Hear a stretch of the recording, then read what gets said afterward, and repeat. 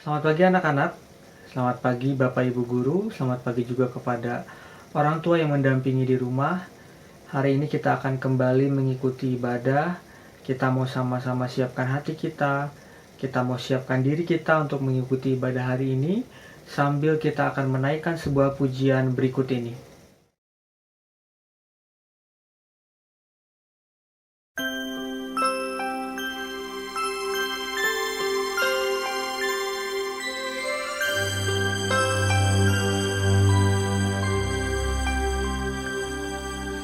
Yesus sayang padaku, Ia panggil marilah untuk jadi anaknya, turut tapak kakinya.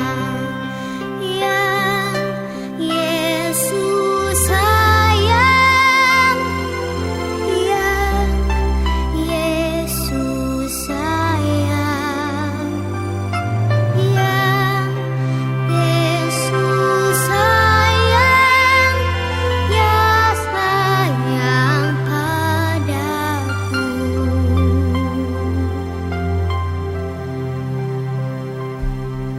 Yesus sayang padaku dan tetap bersamaku, nanti ku bersamanya, tinggal dalam rumahnya. Yang Yesus sayang, yang Yesus sayang, yang Yesus sayang, ya sayang padaku.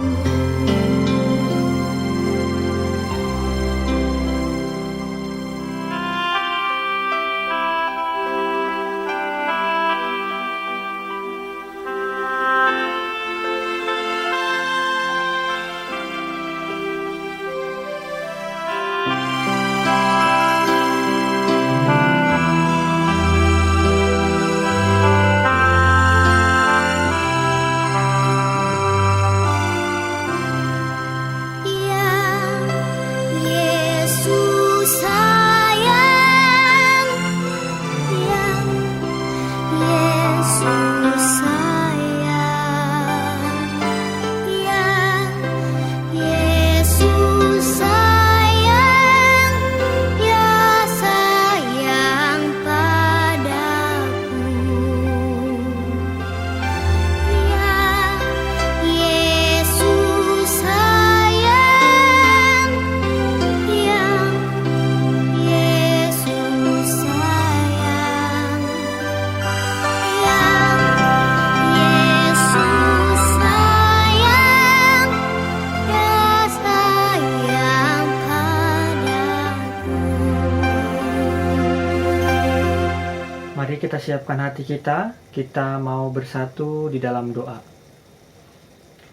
Allah Bapa kami yang bertahta di kerajaan surga, kami mengucap syukur ya Tuhan buat kesempatan yang Kau berikan, kami bisa kembali ya Tuhan, dapat mengikuti ibadah hari ini ya Tuhan. Terima kasih ya Bapa, kiranya Kau yang pimpin ya Tuhan, ibadah kami ya Tuhan. Kalau sebentar kembali kami akan mendengarkan firman-Mu, kiranya Kau yang tolong kami ya Tuhan, supaya kami dapat mengerti apa yang Kau sampaikan, terlebih kami dapat melakukannya di dalam kehidupan kami ya Tuhan.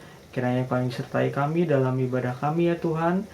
Dan ya Bapa, ampuni kami terlebih dahulu ya Tuhan dari segala dosa dan kesalahan yang kami lakukan, agar kami layak di hadapan-Mu. Hanya di dalam nama anak-Mu Tuhan Yesus Kristus kami telah berdoa dan mengucap syukur. Amin. Oke anak-anak, firman Tuhan hari ini berjudul Yesus menampakkan diri di jalan ke Emmaus. Lukas 24 ayat 13 sampai 35 dengan judul perikop Yesus menampakkan diri di jalan ke Emmaus. Pada hari itu juga, 2 orang dari murid-murid Yesus pergi ke sebuah kampung bernama Emmaus, yang terletak kira-kira 7 mil jauhnya dari Yerusalem. Dan mereka bercakap-cakap tentang segala sesuatu yang telah terjadi. Ketika mereka sedang bercakap-cakap dan bertukar pikiran, datanglah Yesus sendiri mendekati mereka, lalu berjalan bersama-sama dengan mereka. Tetapi ada sesuatu yang menghalangi mata mereka sehingga mereka tidak dapat mengenal Dia. Yesus berkata kepada mereka, "Apakah yang kamu percakapkan sementara kamu berjalan?" Maka berhentilah mereka dengan muka muram. Seorang dari mereka namanya Kleopas menjawabnya, "Adakah engkau satu-satunya orang asing di Yerusalem yang tidak tahu apa yang terjadi di situ pada hari-hari belakangan ini?" Katanya kepada mereka, "Apakah itu?" Jawab mereka, "Apa yang terjadi dengan Yesus orang Nazaret? Dia adalah seorang nabi yang berkuasa dalam pekerjaan dan perkataan di hadapan Allah dan di hadapan seluruh bangsa. Tetapi imam-imam kepala dan pemimpin-pemimpin kami telah mengarahkan dia untuk dihukum mati dan mereka telah menyalibkannya. Padahal kami dahulu mengharapkan bahwa dialah yang datang untuk membebaskan bangsa Israel. Tapi sementara itu telah lewat 3 hari sejak semuanya itu terjadi. Tetapi beberapa perempuan dari kalangan kami telah mengejutkan kami. Pagi-pagi buta mereka telah pergi ke kubur dan tidak menemukan mayatnya. Lalu mereka datang dengan berita bahwa telah kelihatan kepada mereka malaikat-malaikat yang mengatakan bahwa ia hidup. Dan beberapa teman kami telah pergi ke kubur itu dan mendapati bahwa memang benar yang dikatakan perempuan-perempuan itu, tetapi dia tidak mereka lihat. Lalu ia berkata kepada mereka, "Hai kamu orang bodoh, betapa lambannya hatimu, sehingga kamu tidak percaya segala sesuatu yang telah dikatakan para nabi. Bukankah Mesias harus menderita semuanya itu untuk masuk ke dalam kemuliaannya?" Lalu ia menjelaskan kepada mereka apa yang tertulis dalam seluruh kitab suci, mulai dari kitab-kitab Musa dan segala kitab nabi-nabi. Mereka mendekati kampung yang mereka tuju, lalu ia berbuat seolah-olah hendak meneruskan perjalanannya. Tapi mereka sangat mendesaknya, katanya, "Tinggallah bersama-sama dengan kami, sebab hari telah menjelang malam dan matahari hampir terbenam." Lalu masuklah ia untuk tinggal bersama-sama dengan mereka. Waktu ia duduk makan dengan mereka, ia mengambil roti, mengucap berkat, lalu memecah-mecahkannya dan memberikannya kepada mereka. Ketika itu terbukalah mata mereka dan mereka pun mengenal dia. Tetapi ia lenyap dari tengah-tengah mereka. Kata mereka seorang kepada yang lain, "Bukankah hati kita berkobar-kobar ketika ia berbicara dengan kita di tengah jalan dan ketika ia menerangkan kitab suci kepada kita?" Lalu bangunlah mereka dan terus kembali ke Yerusalem. Di situ mereka mendapati ke-11 murid itu. Mereka sedang berkumpul bersama-sama dengan teman-teman mereka.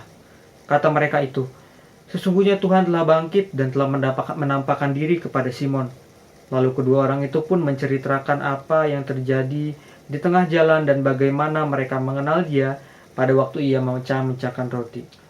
Firman Tuhan hari ini seperti judul perikop yang telah kita baca, yaitu mengisahkan tentang Yesus yang menampakkan diri kepada kedua orang murid yang sedang berjalan menuju ke Emmaus. Nah, peristiwa ini masih dekat dengan peristiwa yang telah kita peringati beberapa waktu yang lalu tentang Paskah atau kebangkitan Tuhan Yesus, di mana saat itu Tuhan Yesus bangkit pada hari yang ketiga dan dia menampakkan diri kepada murid-murid pada saat itu, dan kejadian ini terjadi beberapa waktu setelah itu. Nah, apa yang bisa kita pelajari dari firman Tuhan hari ini tentang bagaimana Yesus menampakkan diri kepada kedua orang muridnya di jalan pada saat mereka menuju ke Emmaus, ya. Pertama yang kita pelajari adalah jangan tinggalkan persekutuan, ya. Pada firman Tuhan hari ini dikisahkan ada kedua orang murid yang sedang berjalan dari Yerusalem menuju ke Emmaus.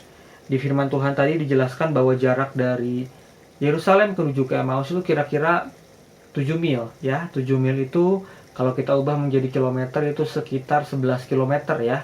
11 kilometer itu jarak yang cukup jauh. Kalau mau kita kira jaraknya itu bisa kita tempuh dari sekolah kita 11 kilometer itu sampai ke alun-alun Kota Bandung, ya. Jarak yang lumayan jauh, 11 kilometer. Kalau kita tempuh berjalan kaki itu bisa sampai 2-3 jam, apalagi pada zaman itu di mana keadaan jalan mungkin tidak seperti sekarang, ya. Jadi jaraknya cukup jauh dari Yerusalem ke Emmaus dan mereka berjalan kaki. Nah, entah apa yang sebenarnya menjadi alasan mereka. Jadi kita nggak tahu sebenarnya tujuan mereka ke sana itu apa. Tapi yang bisa kita tahu adalah mereka itu melakukan sesuatu yang bertentangan dengan murid-murid Yesus yang lainnya. Saat itu kan keadaannya murid-murid Yesus sedang kebingungan karena kehilangan sosok Tuhan Yesus di tengah-tengah mereka. Bahkan mereka juga semakin kebingungan saat mereka mengetahui bahwa Yesus sudah bangkit dan menampakkan dirinya. Jadi mereka waktu itu keadaannya sedang bingung, sedang bersedih, sedang campur aduk perasaannya. Nah, saat mereka sedang saling menguatkan, saling memberikan kekuatan satu dengan yang lain, ini justru ada kedua orang murid yang pergi dari Yerusalem. Nah, itu yang kita pelajari pertama, bahwa jangan tinggalkan persekutuan ya, apapun yang terjadi kita tidak boleh meninggalkan persekutuan. Atau dalam hal ini mungkin kalian dulu siapa yang waktu sebelum pandemi kalau hari Minggu dibangunkan oleh mama papahnya untuk pergi ke gereja, sekolah minggu, ada yang males-malesan, atau misalkan sebentar lagi aku masih ngantuk gitu ya, atau misalkan sekarang kalau kita kan ibadahnya sekolah minggunya online gitu, ada yang kadang males ibadah, maunya main gitu ya, atau maunya melakukan hal yang lain gitu kan, walaupun memang bosen ya ibadah dari rumah gitu ya, lebih seru kalau misalkan ibadah langsung. Atau mungkin hal-hal yang lain yang kita lakukan, kita menghindari persekutuan ya, kita menghindari ibadah dan sebagainya. Nah, itu harus kita tidak lakukan ya. Kita harus tetap senantiasa mau mengikuti ibadah, sekolah minggu, bergereja ya, dengan baik ya, dengan setia. Itu yang pertama ya. Jangan tinggalkan persekutuan. Jangan seperti murid-murid tadi saat yang lainnya berkumpul ya dengan keadaan yang begitu susah, mereka justru pergi ke kota lain. Itu yang pertama ya, jangan tinggalkan persekutuan ya. Jadi sebenarnya apa sih yang mereka lakukan, alasannya kenapa mereka berdua sampai pergi dari kota Yerusalem ya, saat keadaan di tengah-tengah murid itu mengalami kesulitan ya. Nah, alasannya karena mereka tidak mengerti firman Tuhan, mereka tidak mengerti kehendak Tuhan ya. Bahkan di firman Tuhan tadi yang kita baca pun, Tuhan Yesus sampai menegur mereka ya. Tuhan Yesus sampai berkata, "Hai kamu orang bodoh, betapa lambannya hatimu sehingga kamu tidak percaya segala sesuatu yang telah dikatakan pada nabi." Jadi Tuhan Yesus menegur mereka. Sudah begitu lama mereka mengikuti Tuhan Yesus, tapi mereka tidak tahu rencana apa yang Tuhan inginkan terjadi dari kematian dan kebangkitannya. Jadi Tuhan Yesus menegur mereka. Pada akhirnya mereka pun pergi, yaitu mereka karena tidak mengerti sebenarnya apa yang Tuhan inginkan ya. Itu yang penyebab mereka akhirnya meninggalkan kota Yerusalem. Nah, yang kedua, berhubungan dengan alasan tadi, yang harus kita pelajari dari hari ini, dari firman Tuhan ini adalah kita harus pahami firman Tuhan dengan benar ya. Kita harus berusaha mengerti apa yang Tuhan sampaikan melalui firman-Nya dengan benar, agar kita tidak salah langkah seperti murid-muridnya tadi ya. Justru mereka pergi meninggalkan kota Yerusalem. Jadi kita harus pahami dengan benar firman Tuhan. Kita harus pahami dengan benar firman Tuhan di dalam Alkitab ya. Jadi kita harus bersama-sama belajar ya, sedikit demi sedikit, walaupun masih kecil ya.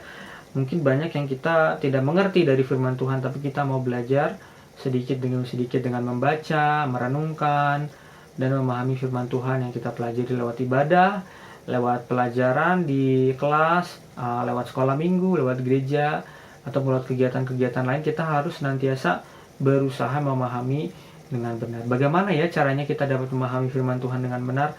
Mister mau kasih perbandingan ya dengan yang sering kalian temui. Coba Mister mau tanya, siapa yang dulu ya kepikiran kita bisa belajar online seperti sekarang, menggunakan handphone, menggunakan komputer, laptop, kita menggunakan Google Meet, Classroom. Dulu kita nggak kebayang ya bisa melakukan itu semua ya.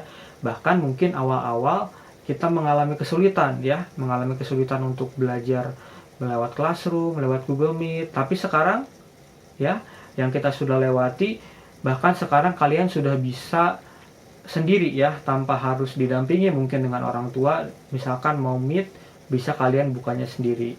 Mau lihat tugas di Classroom, bisa lihat tugasnya sendiri, bisa memasukkan tugasnya sendiri, dan sebagainya. Nah, itu kenapa bisa paham melakukan hal itu? Karena kalian sering dan terbiasa melakukannya, ya. Itu juga yang berlaku dengan firman Tuhan, ya. Firman Tuhan juga akan mudah kalian pahami kalau kalian sering dan terbiasa membaca firman Tuhan, ya. Jadi pesannya hari ini adalah pertama, jangan tinggalkan persekutuan. Yang kedua, kita harus paham dengan benar firman Tuhan. Kita harus berusaha paham dengan benar firman Tuhan agar kita tidak salah langkah, ya. Cara pahamnya gimana? Kita harus terbiasa, kita harus sering membaca firman Tuhan, ya. Demikianlah firman Tuhan, ya. Semoga kita bisa dapat melakukannya di dalam kehidupan kita sehari-hari, ya. Mari kita bersatu di dalam doa. Tuhan Yesus yang baik, terima kasih buat firman yang kembali Kau berikan kepada kami, ya Tuhan. Ya Bapa, tolong kami ya Tuhan, supaya kami dapat lebih lagi ya Tuhan, dapat sungguh-sungguh melakukan firman-Mu, kami tidak meninggalkan persekutuan, kami dapat mau berusaha untuk memahami firman-Mu, berusaha untuk melakukan firman-Mu di dalam kehidupan kami ya Tuhan. Kiranya Kau yang tolong kami supaya kami dapat mampu melakukan firman-Mu ini ya Bapa. Ya Tuhan, terima kasih buat pimpinan-Mu di sepanjang ibadah kami hari ini. Kalau sebentar kami akan memulai aktivitas kami ya Tuhan, kiranya Kau yang sertai kami, berikan kepada kami hikmat, kepintaran yang daripada-Mu, kekuatan yang daripada-Mu dalam mengikuti kegiatan hari ini ya Tuhan. Juga buat orang tua kami yang mendampingi kami atau yang sedang bekerja, kiranya Kau juga sertai mereka ya Tuhan. Kami berdoa juga buat guru-guru kami yang akan membimbing kami, yang akan mengajar kami hari ini. Kau yang juga akan sertai dan pimpin mereka ya Tuhan. Kami juga mau berdoa buat Miss Ellie ya Tuhan sebagai kepala sekolah kami. Kiranya Engkau yang selalu sertai dia juga ya Tuhan dalam memimpin kami ya Tuhan. Terima kasih ya Bapa yang baik, kami mau serahkan kehidupan kami hanya ke dalam tangan-Mu. Ampuni kami ya Tuhan atas segala dosa dan kesalahan yang kami lakukan. Hanya di dalam nama anak-Mu Tuhan Yesus Kristus kami telah berdoa dan mengucap syukur. Amin.